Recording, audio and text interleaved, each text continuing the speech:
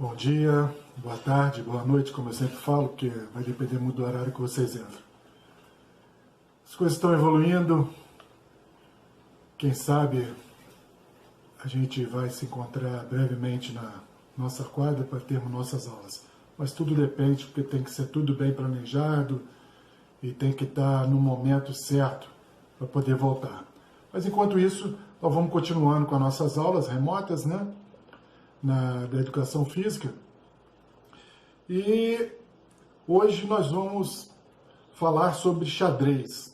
Na verdade, quem vai falar com vocês é o professor Renato, que é treinador de handebol masculino e feminino do Verbo, mas também é especializado em xadrez, fez cursos sobre xadrez e principalmente xadrez nas escolas.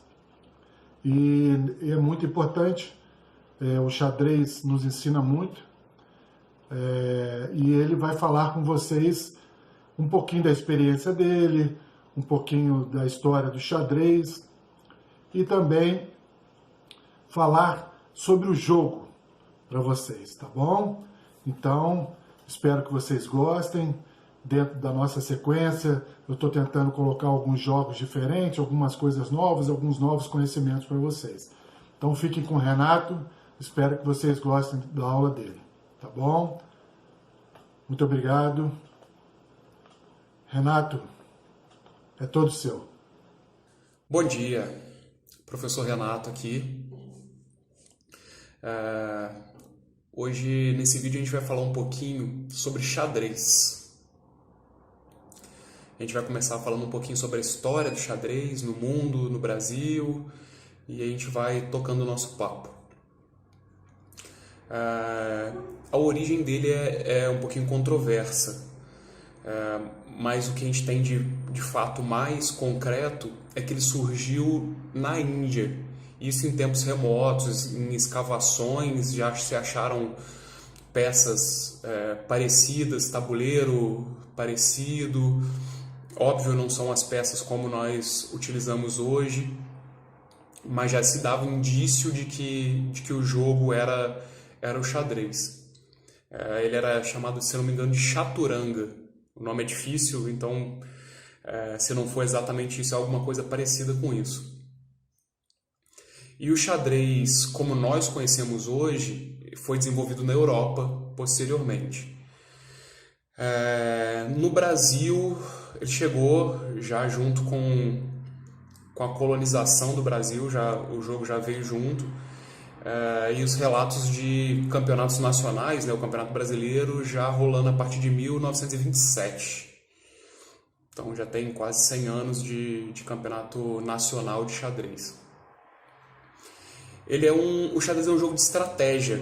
Ele simula basicamente o duelo entre um reino e outro reino.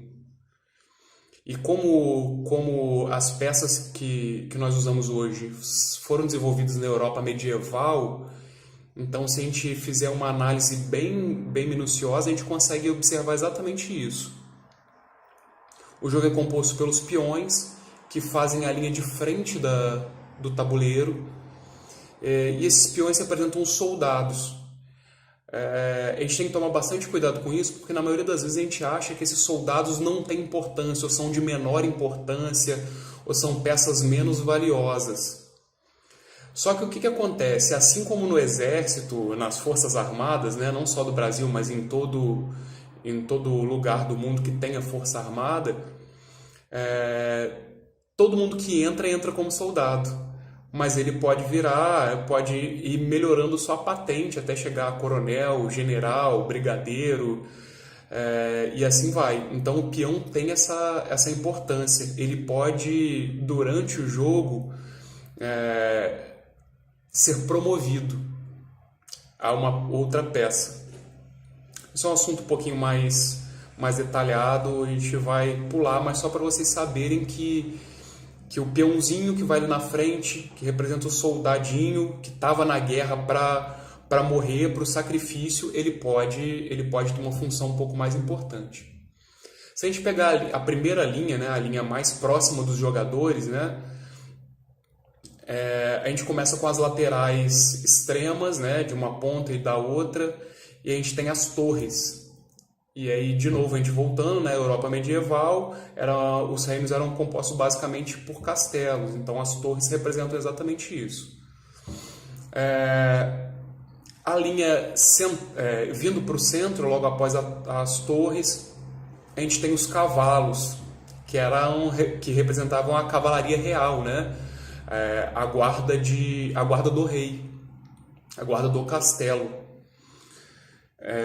E ainda mais próximo do centro a gente tem os bispos. Por quê? Se a gente pegar a história da humanidade, a gente vê que os reis tinham como base de apoio o clero.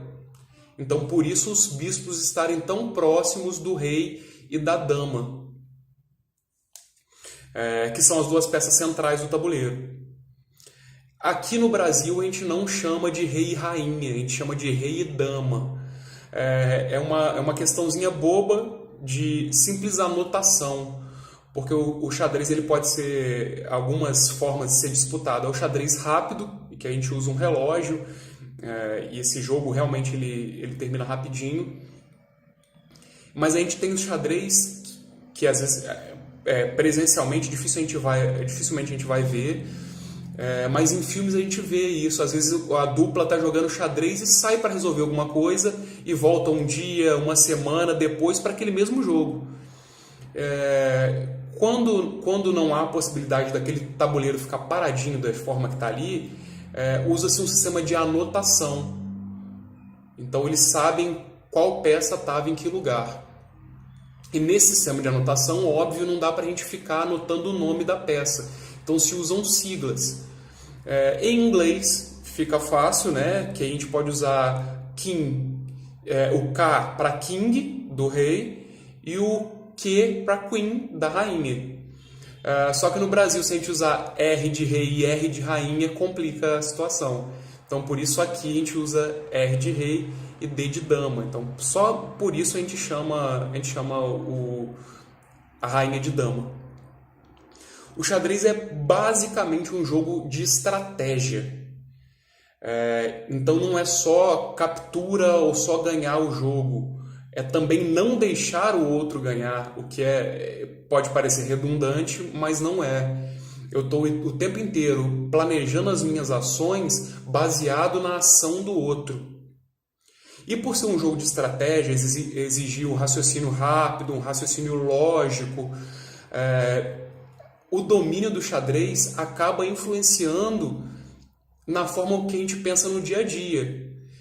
E aí, quando a gente aplica isso para os alunos em sala de aula, a gente consegue ver a melhoria da concentração e do raciocínio lógico nas outras disciplinas. Então, o xadrez é muito usado não só fora do Brasil, como aqui também no Brasil, como um auxiliar de outras disciplinas, para melhorar o desempenho em outras disciplinas. Em Barra Mansa a gente tem na rede municipal, na rede pública municipal, a gente tem aula de xadrez em grande parte das unidades escolares. Um projeto que começou com o professor Nilson, lá no início dos anos 2000, no Colégio Paulo Basílio, que fica na Vila Nova, e acabou se expandindo para grande parte das unidades escolares. E a gente vê com clareza que além dos jogadores se darem bem no xadrez, né, eles começaram a melhorar o seu desempenho nas outras disciplinas, como matemática, por exemplo. Uma outra coisa que geralmente os filmes deixam claro pra gente que não é uma realidade é que o jogador de xadrez é aquele nerdzão, né? Que fica de óculosinho, terno, o tempo inteiro praticando. E a gente tem a realidade do enxadrista, principalmente aqui em Barra Mansa, né? Com esse projeto grandioso que tem nas unidades escolares. Geralmente o enxadrista, o jogador de xadrez, também é atleta de outro esporte. Ou ele joga handball, ou ele joga vôlei, ele joga futsal. Então foge um pouco das características que a gente está acostumado a ver nos filmes de Hollywood. Não é aquele nerdzão bobão, não. inclusive muito mais espertos, porque eles conseguem usar os artifícios do xadrez em outras modalidades esportivas. Isso é um ponto super positivo.